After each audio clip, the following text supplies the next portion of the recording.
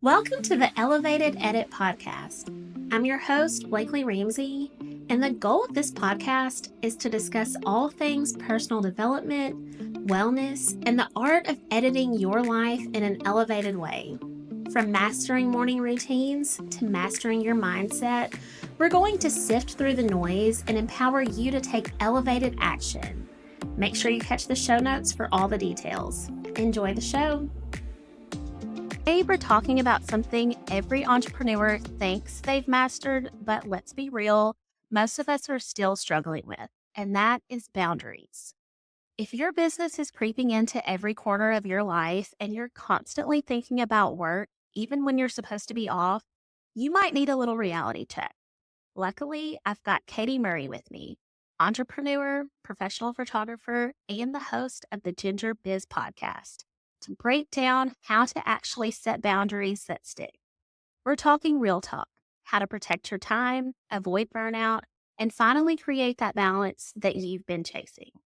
Katy, welcome to the show. I'm so happy to have you here today. You are a busy entrepreneur, a professional photographer, and the host of a successful podcast. Why do you think setting boundaries is especially important for people in business? Hey, Blakely, thank you so much for having me on the show. I'm so excited for this topic.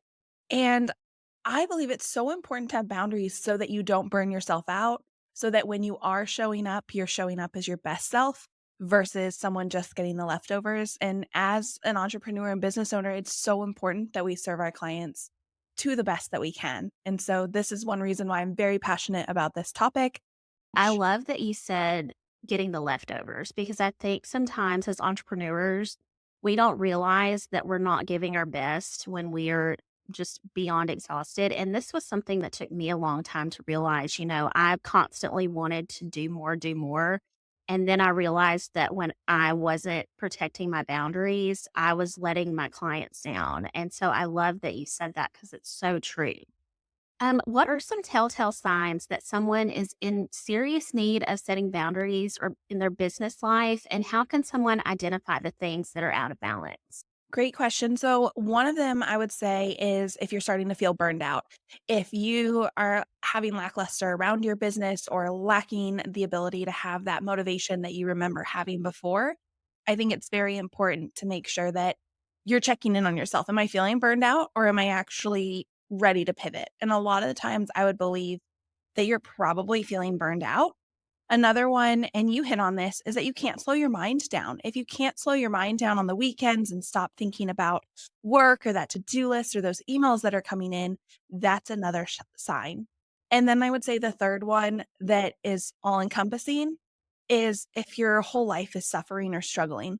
So for us, I have a toddler, I have the business, I have Ginger Biz, and I actually do work full time as Wow. well. I'm the head of human resources at a private organization that we have about over 600 employees right now. And I found, because again, this is something I love to talk about. And for your listeners, there is absolutely no shame in admitting that you're having any of these struggles.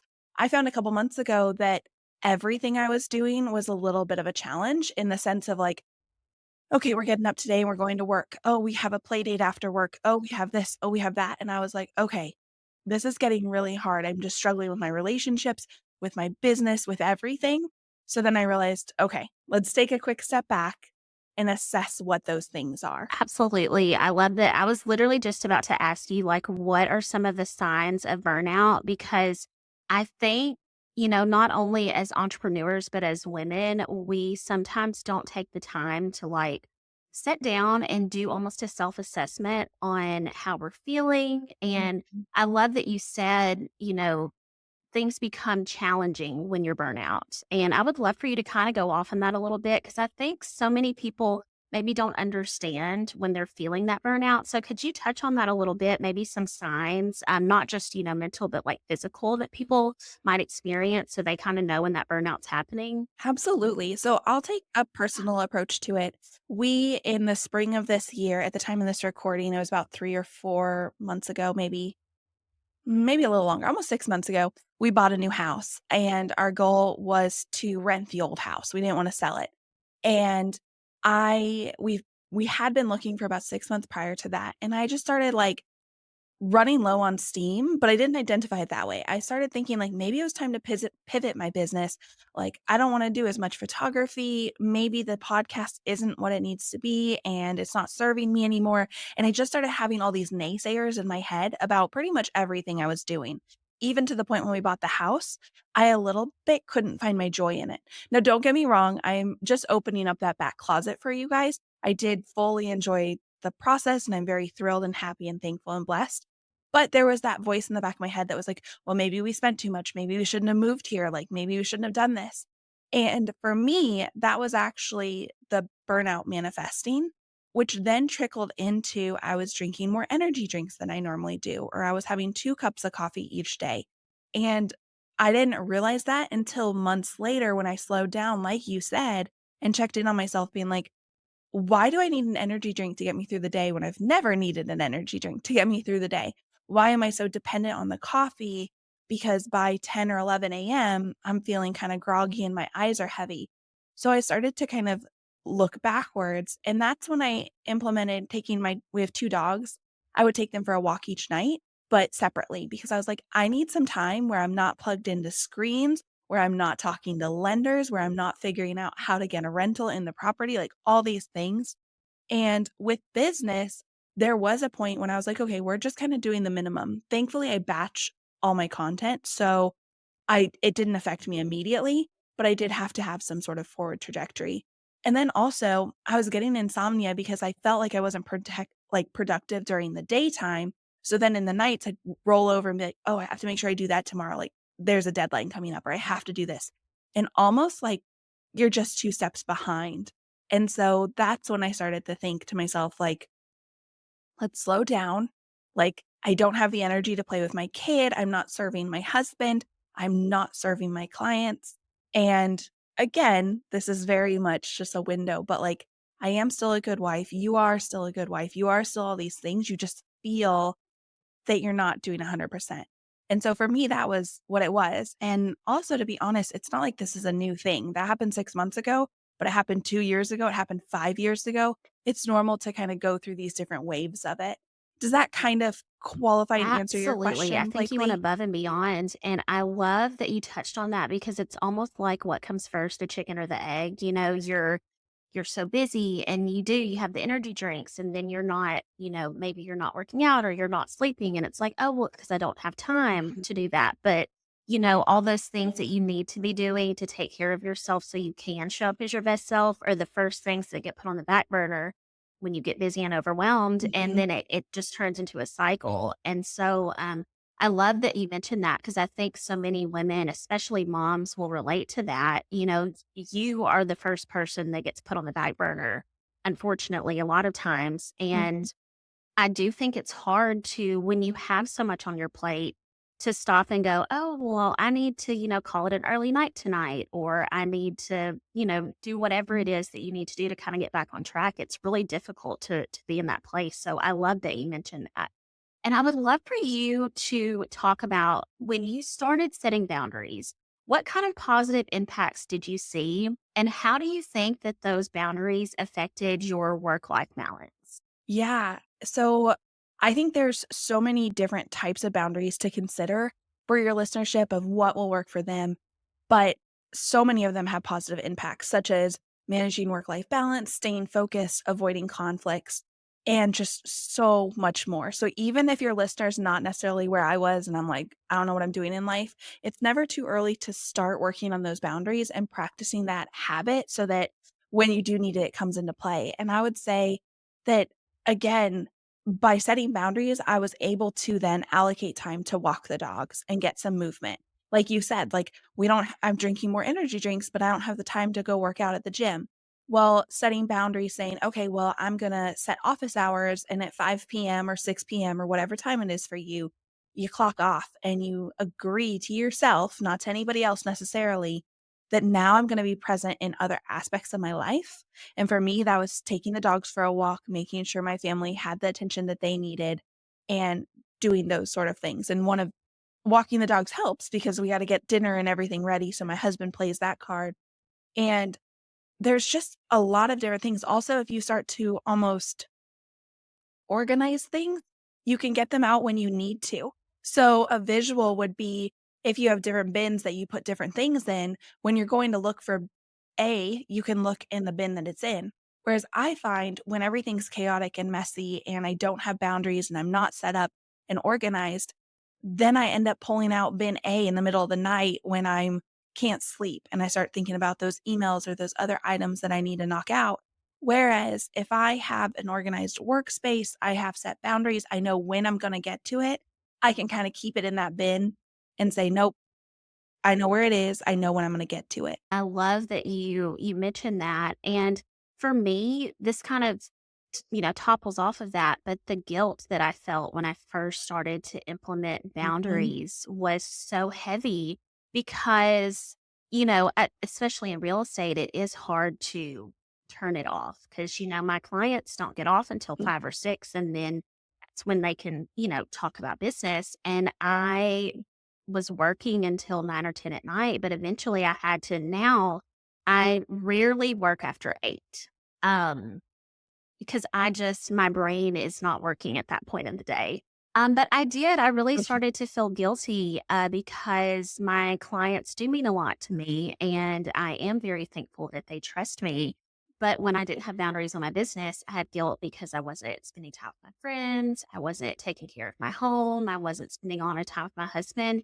A big part of my audience are moms, and I would love for you to touch just a second on like the mom guilt and setting boundaries. I know this is kind of like going off of what we plan to talk about, but I think that that's so important because I think it, as someone who's not a mom, when I see a mom do anything, I'm like, how does she do it? I mean, literally, when you like the fact that you have 4 jobs, I mean, it just blows my mind because I'm, like, struggling with the things that I do, and I don't even have a child, so I would love if you would talk to my audience for a second about that. So I think so many of them can relate to that mom guilt. Yeah, absolutely. And Blakely, something that I found, and it's again a very generalized statement, is that I've made my marriage and my child one of the pillars in my world. So oftentimes we talk about pillars in business and you have like 5 content pillars or you have 5 main things that you do for like social media and for marketing and things like that. And for me, I've just encompassed them into one of those pillars because I'm a very analytical, business-minded person to the point that when my husband and I've had disagreements, he's like, "Okay, you can take your business hat off for a second and we can just talk." And I'm like, "Oh, we are talking." But I'm kinda transactional, if you will. And so for me as a mom to navigate both of those things, I put my daughter as one of my pillars. And so that helps a little bit eliminate some of that mom guilt because I know when I pick her up from school, I'm gonna focus on her. It's no different than when I time block for my emails or time block for my content creation or whatever. So for me, that works. But something else, Blakely, that would help moms and other business owners, I find with guilt, is creating a mission statement and values Mhm. for your business. And do that when you're in a good place. If you don't already have it, if you do have it, go reassess it based on the chapter you're in right now in life. And for me, my main one was keeping Sundays sacred. And that doesn't mean necessarily like religious wise, but it was like a family day for us. And so when I started to feel guilty that I didn't take a client on a Sunday, and again, in real estate, it's a little bit different, but you find your pockets. For Sunday was mine. I would go back to the mission statement and say, "Hey, I wrote this when I wasn't in a place of guilt, when I was in a good spot, and that still rings true no matter what my emotions are today." And it's almost like not a mind game, but keeping you accountable to yourself. Because I think when we get in that moment and your phone pings that someone's like, "Oh, this house just opened up and I wanna go see it," you wanna drop everything and go serve them, but that's not serving you. So, what are the other options within that? And if you pull back to your mission and your values, it's almost like you can ask yourself those questions. I did have them next to me, but I don't see them right now. I was going to give an example of that, but for me, that's a big one. And also, before we, hit record, and then just now, you brought up that the evenings are hard for you. But before, when we didn't hit record, you said you're a morning person to the sense of getting your Mhm. own stuff done, not necessarily social. I'm the same way. I go into work at 7:30 every day, and I work until 4 or so, but that doesn't mean my office is open. I don't really have people coming in until 9 or 9:30. But on the flip side, just like you, I don't function as well at night. And so I know that my world doesn't necessarily, I can play and be goofy with my daughter at night, but not necessarily articulate the things I need to communicate in an email or branding or marketing or anything like that. So another boundary for me is that I know that I kind of have to clock off a little bit earlier in the day because I just don't function as well at night. But I also know that in the mornings, I'm going to have some pretty deep work because I'm not going to necessarily be interrupted unless there's Right. certain things like, early morning meetings like this. You just made a light bulb go off in my head. When you said that it was so important to, write your mission statement and set your boundaries when you're in a good place, I have never heard someone articulate that in that way. And I think that's so important because, and I'm going to speak from personal experience for a second.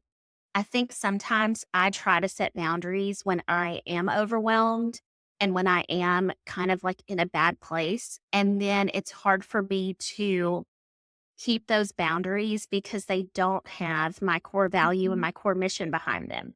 Versus if you set the boundaries when you're in a good place and you are thinking from, a clear mind and a happy heart, then when it comes time to set those boundaries, I think it's easier to say no or easier to do the things because you know what you need to say yes to. And I love that you said that because I think that's just so pivotal to make sure that when you are setting your boundaries, you're not coming from a place of aggression, a place of lack, a place of Mhm. overwhelm. It's like I'm setting these boundaries and I'm saying no to this so that I can say yes to this. You can say yes to spending time with your daughter, or say yes to spending time with your husband. For me, saying no, even sometimes, is so I can say yes to making sure my kitchen's clean before I go to bed. Because then when I wake up in the morning, I have a clean sink, my life just goes better. It's like little things like that. Yeah. I did have to learn the hard way that, like, sometimes, yeah, it hurts to say no, but what I'm saying no to allows me to say yes to so much more. So this will resonate. I also think of it as how we manage our children or pets. Like, I can't expect my daughter in the heat of the moment for me to all of a sudden start inflicting boundaries and rules and guidelines. Like, let's say it's 8:30 at night, we're an hour past bedtime, she's stressed to the max. I can't all of a sudden now start utilizing discipline, which is not necessarily bad, but discipline is in like, okay, we're shutting off our brain, you need to listen now, like all these things if I haven't been doing that up until that point. So it's not like the kid is born and then at age 4 we start doing that. You wanna kinda go into it like I said, and like you hit on, when you're in a good place, like when it's in the morning and she's on good behavior, I wanna remind her, "Now we do have to get to bed early tonight because of X, Y, and Z." And we have to treat ourselves the same way. We can't expect like a lot of parents do, like, our kid will come up and need something from us and we're in the middle of an email or something, we make them wait. Well, then when they're in the middle of a game or something and we cut them off, that's not Yeah. fair either. So sometimes I almost think of it as a parental or caregiver to ourselves. It's not fair for me to get frustrated and feel guilt about setting a boundary tonight because I haven't set myself up for success up until that point. So that's where that kind of comes from. And for me, I think too, it's so important to set those when you're in the right frame of mind because, like you said, you don't want to be playing defensively. You don't want to write that email to a client who's frustrated when you're defensive because it's not going to come across right. So give yourself that same almost Yeah. respect, if you will, to write out your thoughts and needs. And to take it one step further, if you are struggling with saying no and it is hard and it does make you feel a certain sort of way, give yourself 2 to 3 questions to ask yourself before committing or declining something.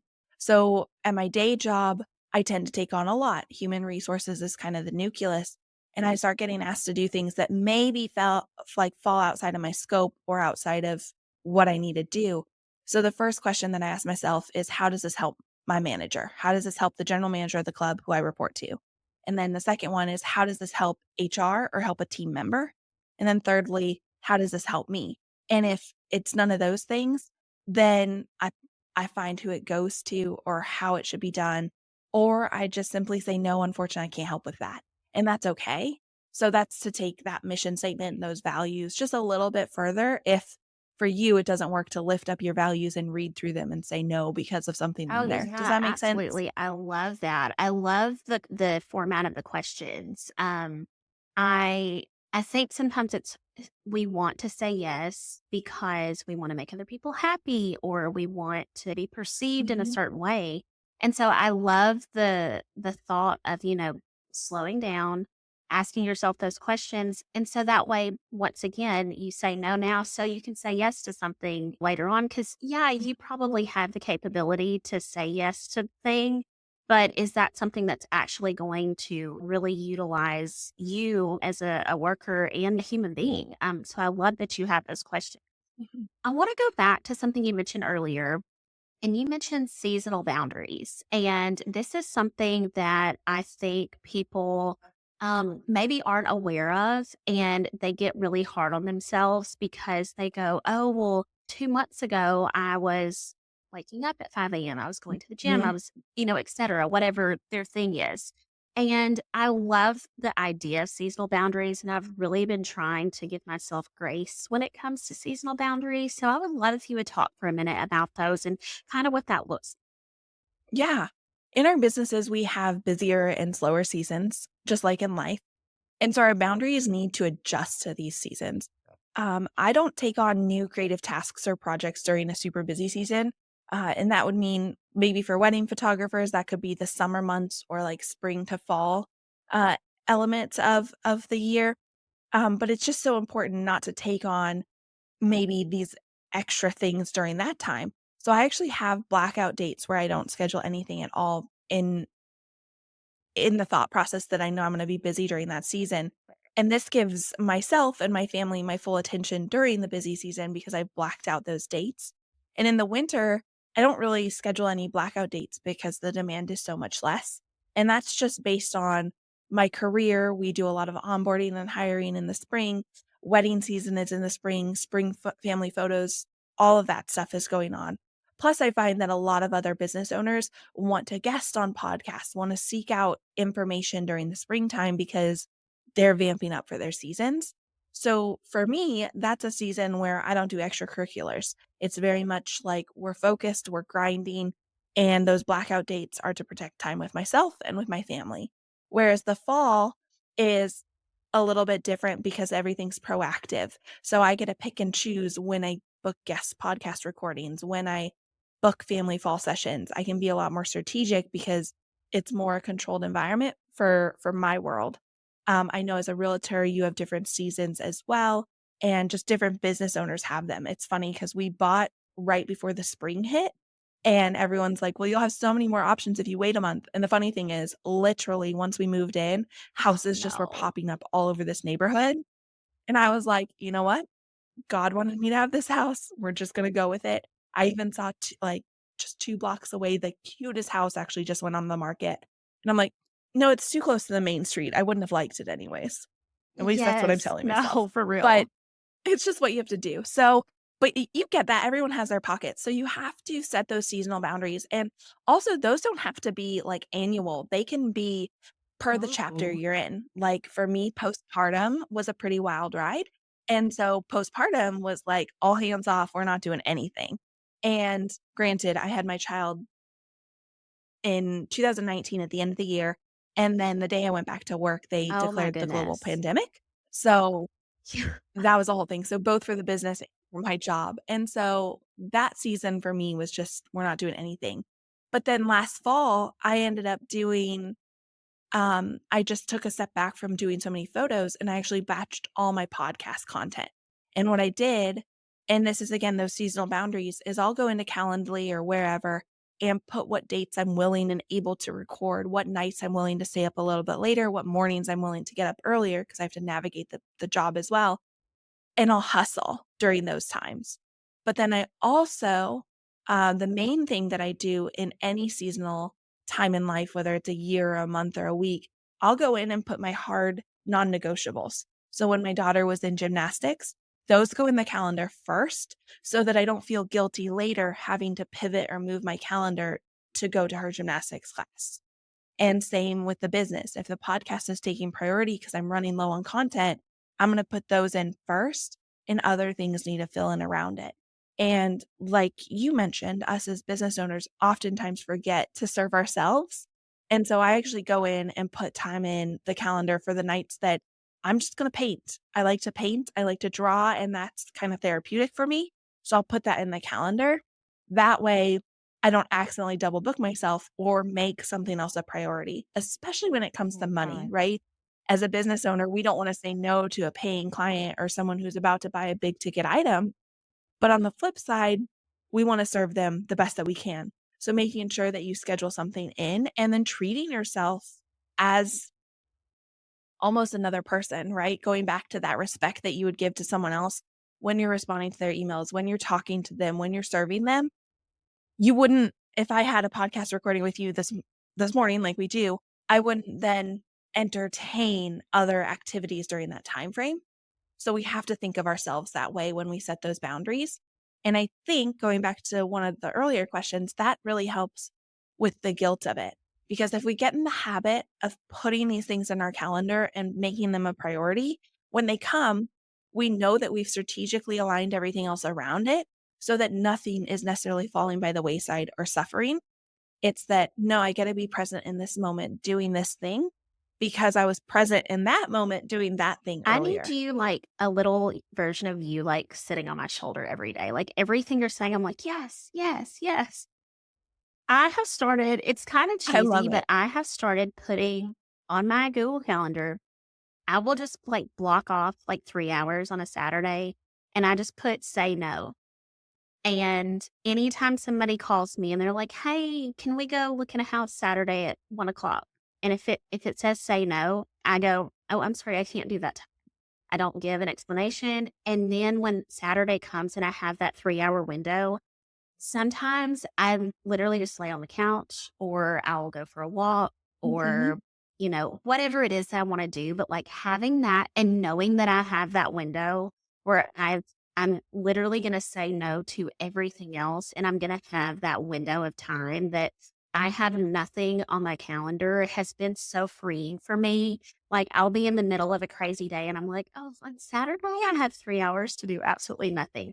And Yeah. when I say nothing, I mean like, sometimes I just rot on the couch, like hair pulled up, pajamas on, we're watching Real Mhm. Housewives, we're eating popcorn, we're going all out. But seriously, having that appointment with myself every week where I know, like I trust myself to know that I'm going to commit to blocking off that time has been pivotal for me. And it's kind of given me the freedom to not feel burnout in other areas where, on Friday, if I had to show houses late on Friday, I go, you know what? I perfectly fine showing houses a little bit later than I normally would because I know I've committed time for myself, on Saturday where I can do absolutely nothing.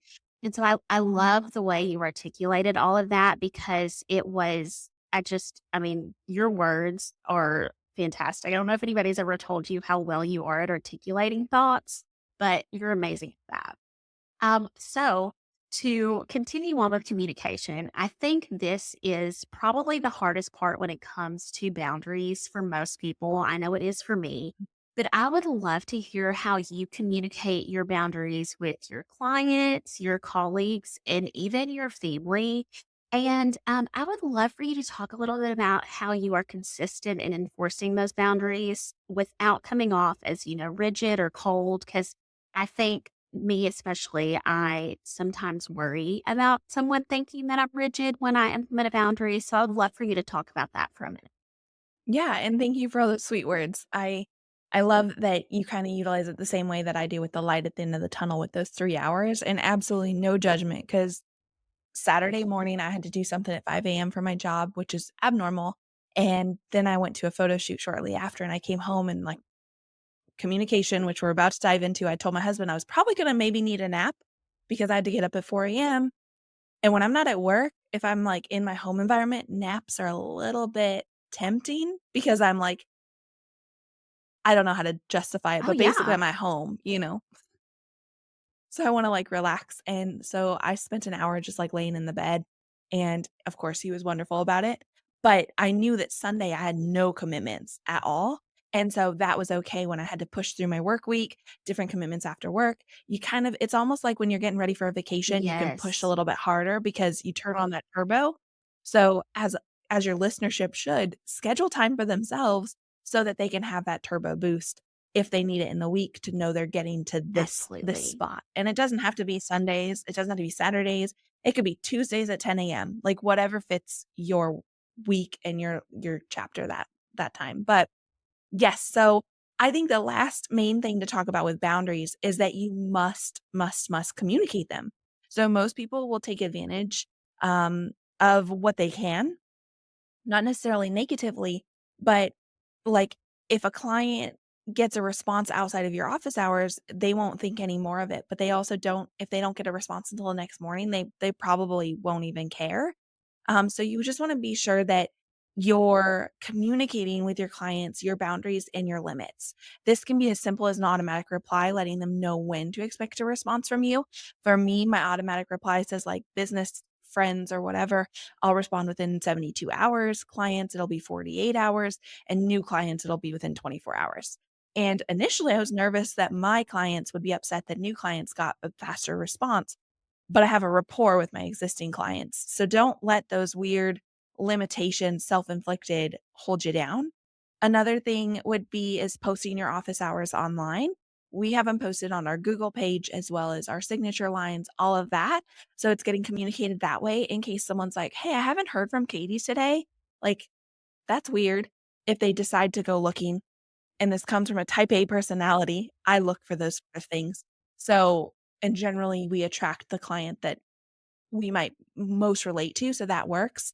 And then also just explaining like why you don't do something. Now, you mentioned that sometimes you just say no and don't explain it.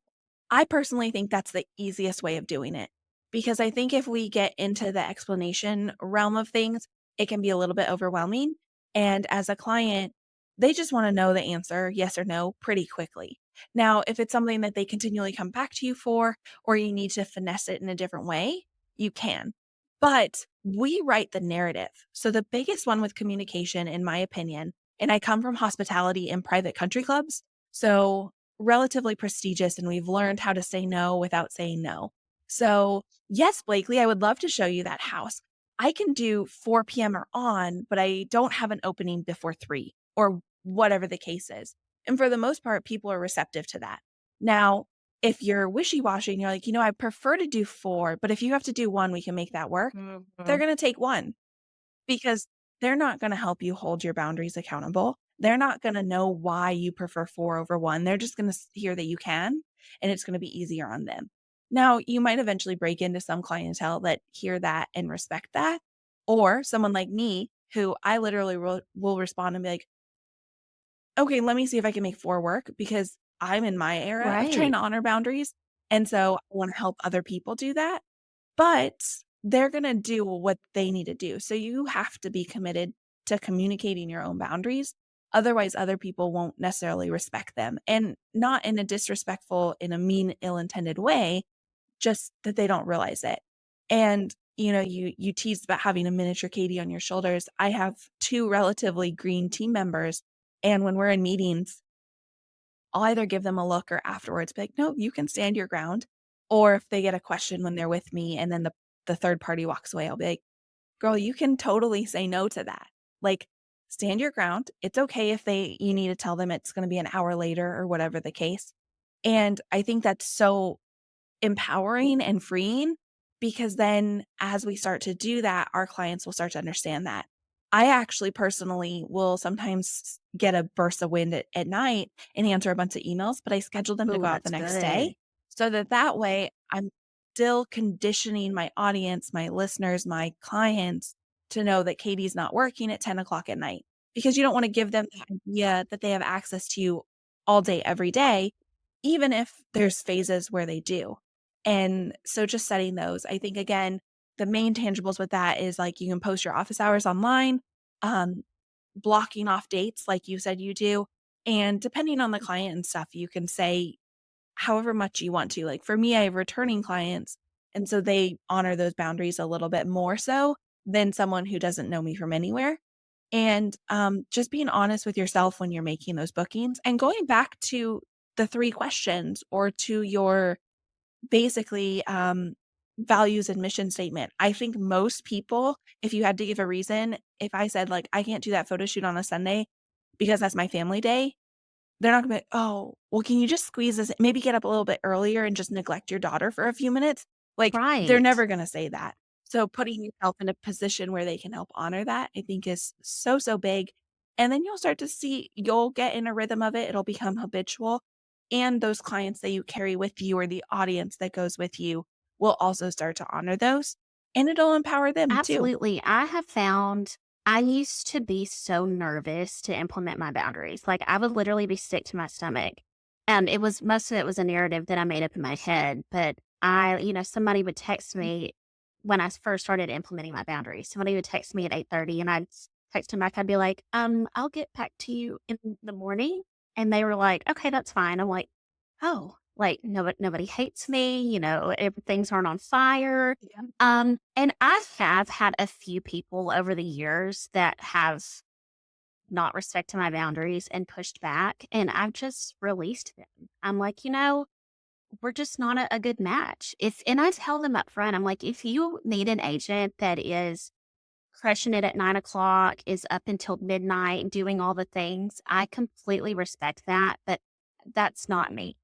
And giving myself the freedom to make people upset has kind of been liberating a little bit because that's when I noticed a Mhm. shift in my business. I was kind of like losing the clients that I wasn't aligned with, but I was getting more of the clients that I was aligned with who also had boundaries and also had, a great structure to their life and their day. They loved that I said, at 8 o'clock, hey, I'm putting you on my action list. I'll get to that first thing in the morning. And there's never, I hardly ever have any pushback, because like I tell people, there's very few emergencies, in real estate that needs to be dealt with at night. So I love that you mentioned all that. I mean, like I said, I literally wish that I just had like a tiny version of you, like on my shoulder going, tell him no, tell him no. I love that. Yes. Stand your We can ground, do stand it. your ground. I love this. Okay. All right, Katie. This has been such a great conversation. And I know our listeners are going to be rethinking boundaries after all these amazing tips. Before I let you go, tell everyone where they can find you, all of the places, because I know that you're everywhere. And if there's anything that you've got coming up that we should keep an eye on, give us all the details. Yeah, absolutely. Well, thank you so much for having me on the pod this morning. This has been a fun conversation. And they can find me at my website, which kind of links to everything that I do, which is katymurrayphotography.com. That's KATYMURRAY photography.com. And on there too, on the resources tab, there is about halfway down or maybe a little bit less than that, a time management tool. So it's just a free thing that they can download. It has a template for time management and time blocking. We didn't really talk about that because I think boundaries and time management kind of go hand in hand, but it is a good way to maybe start testing the water with time blocking and being present in certain moments for certain things. So you can download that for free. It's there. They can also find me on Threads or Instagram at Ginger Biz. That's GingerBiz. And then also my podcast is out there on all the platforms as Ginger Biz. And we love to talk about things just like this. In the coming months, we're going to release a couple different Oh, workbooks and different elements that could potentially help your listenership, but they're still just in the works right now. So they can always check back in. But again, thank you so much for yes. having Thank you me so this much. This morning. has been such an amazing conversation. I've really enjoyed having you on, and I hope you have a great rest of your day. Thank you for tuning in to the Elevated Edit podcast. I hope you found today's episode inspiring and full of actionable tips. Don't forget to check out the show notes for all the resources and links mentioned. If you enjoyed the show, please subscribe, leave a review, and share it with your friends. Follow us on social media for more updates and inspiration. Until next time, keep growing, glowing, and elevating your life. See you soon.